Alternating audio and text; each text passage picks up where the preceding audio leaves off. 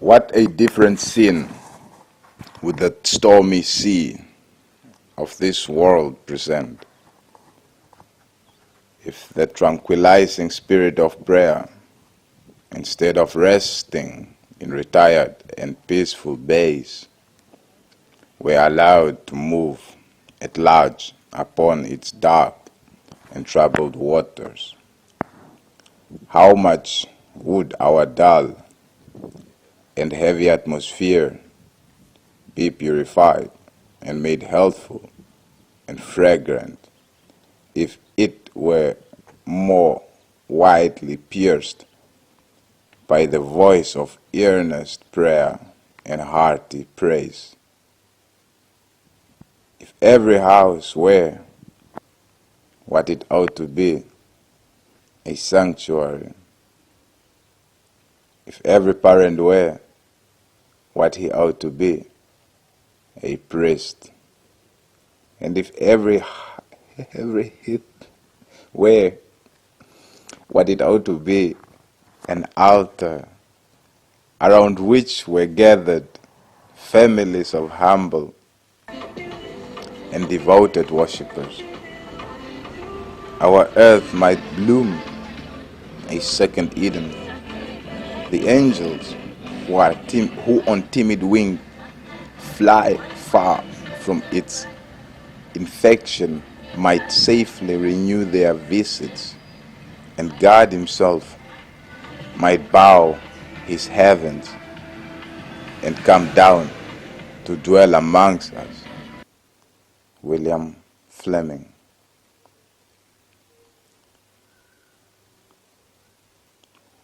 The prayers of men have saved cities and kingdoms from ruin.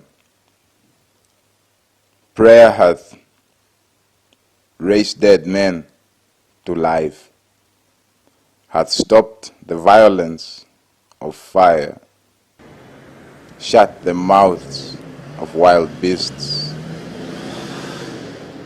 hath altered the course of nature,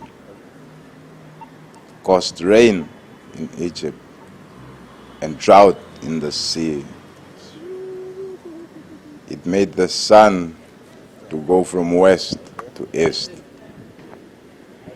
the moon to stand still, and rocks and mountains to walk. And it cures diseases without physic,